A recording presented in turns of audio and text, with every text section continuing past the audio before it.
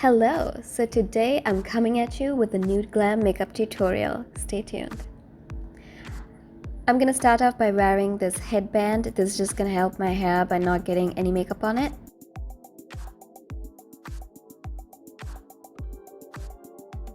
So as per usual, I'm gonna put this moisturizer on. This is gonna act as a moisturizer slash primer. So the foundation, I'm going to dab the foundation all over my face, and then I'm going to use my makeup sponge to blend everything out seamlessly.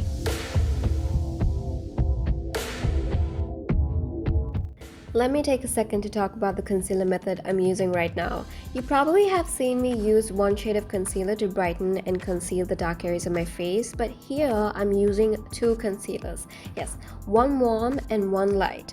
The warm one being the concealer I'm using right now. This concealer is very close to my skin tone, but is a little warmer. Reason being, this is only going to help me cover up the dark areas of my face as a base before I put in the lighter concealer.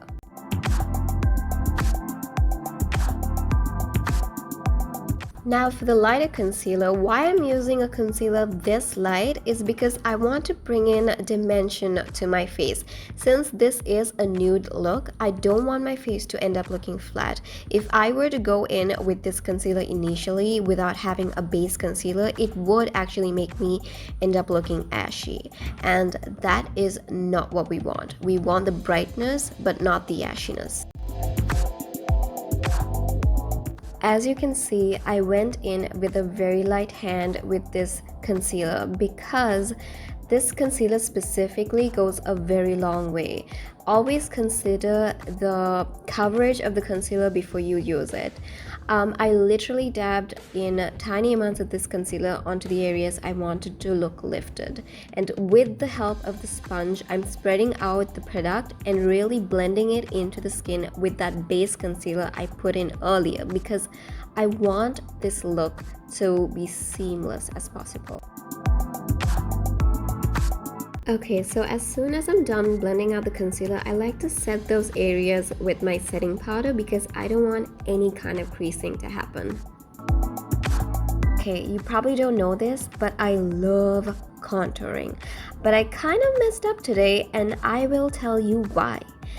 As you can see here, I'm very meticulously demarking what I want to contour, but today, instead of using the product I usually use to contour with, I thought of using a darker shade of foundation to do it. And what I missed out here is that this foundation dries up on you like so fast. Like literally you don't even know. You don't even need powder to set it. You can blink and it would have dried up on you like that. And as you will see in a bit, I will be struggling so hard to blend this out. Like my skin is crying for its dear life. I am literally scraping on my skin trying to blend this out because this has dried. This has dried. Don't do what I did. Trying to cover up the mess I made using some powder contour. I'm not gonna lie, I actually want to take this off and redo the whole thing, but if you didn't know this, I am lazy. Okay. Have you guys heard about baking? Anyway, I don't bake. I do bake cake, but I don't bake my face, which is completely irrelevant at this point because that is exactly what I'm doing right now. With the whole look being in shambles or whatever, I thought, why not put another disaster into the mix? Because what have I got to lose at this point? So baking is where you put a bunch of loose powder on the high points of your face, typically where you would have placed your concealer, and letting it set or quote-unquote bake for a few minutes and then brushing it off. This is supposed to give you an airbrushed effect, a brightening effect, I don't know. I'm priming my eyelids using my concealer and blending that in to create a flawless canvas for my eyeshadow.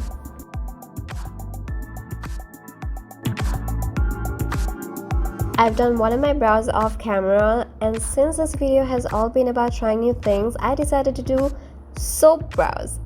Soap brows, you might ask? Well, yes. I'm here to tell you what it is. It is literally using soap on your brows. You're probably thinking, Randulaa, you're so crazy. I know, but let me tell you. Makeup artists have been using this technique for decades, and there are literal companies and brands that are selling literal soap as a cosmetic item.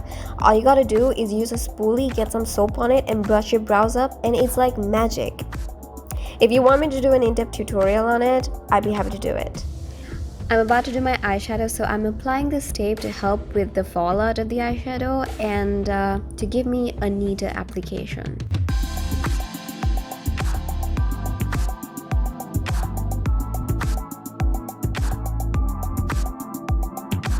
Now for the eyeshadow, I'm starting off using a warm light brown as a base shade and slowly working myself inwards to the lid with a dark cool toned brown, mainly focusing it on the outer V of the eyelid and lightly buffing it out in the inner corners of the eyes. Then deepening the outer V further with a darker brown and blending it out by using a flat fluffy brush. Now I'm creating a cut crease, a half cut crease to be specific, using some concealer, and then going to blur the line where the cut crease and the outer V meet with a copper shimmer shade. Buffing it out using some brown and then placing a light golden shimmer on the inner half of the lid.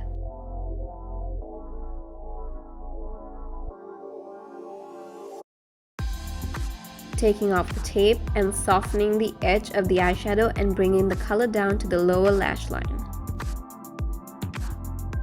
Okay, so when I'm doing eyeliner, I like to draw it a little smaller than the desired shape in my head, only because I don't want to mess up.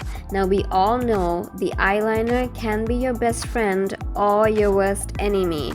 It can either make you look really good or really bad if applied improperly. So if I go big from the get-go, I'm going to have a difficult time erasing it if I go wrong. So what I like to do is have a base first, and then I like to work my way up to the desired shape.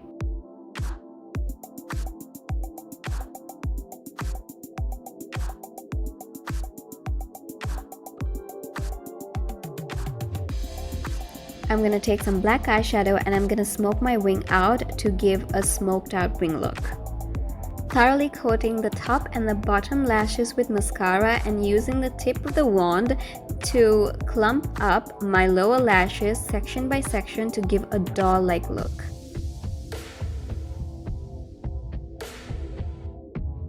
Using a peachy pink blush to bring some color and vibrancy into the face because it can be much needed when you're doing a nude look.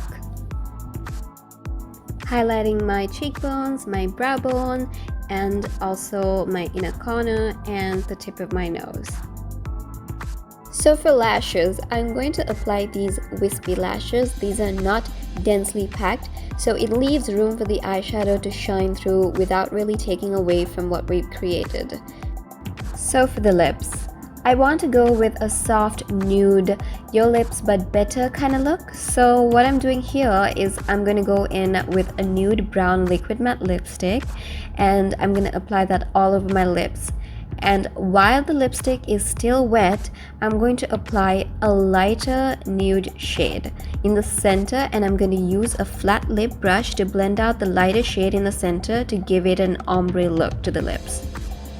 This is going to make the lips look defined and bigger and just overall really nice looking.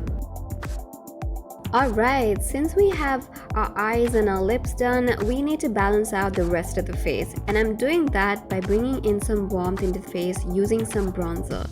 This is going to help with the definition of the face, as a nude look can sometimes make the face look flat or dull. It's just how it is. So you need to bring back that color and the warmth and the definition of the face to really make this look pop. I don't know about you guys, but I love a glossy lip. But I don't mind my lips looking like a crystal ball at all times. A glossy lip for me has been the way to go recently. I don't know what it is. It's just like 95% of the time I feel like I'm gravitating towards a glossy lip, and I ain't mad at it. And we're done. I didn't set my makeup because I have nowhere to go, so I'm not gonna set it and sit there all day. I'll fix my hair and be right back.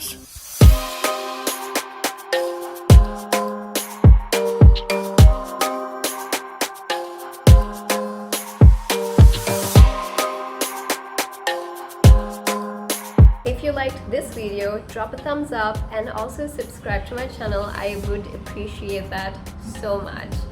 So yeah, I'll see you guys next time. You better talk, I don't talk, I get it. Yeah, you know I'm about it. If it kill me, I'ma let it. Run into the bag like I'm so athletic. I've been up since 6.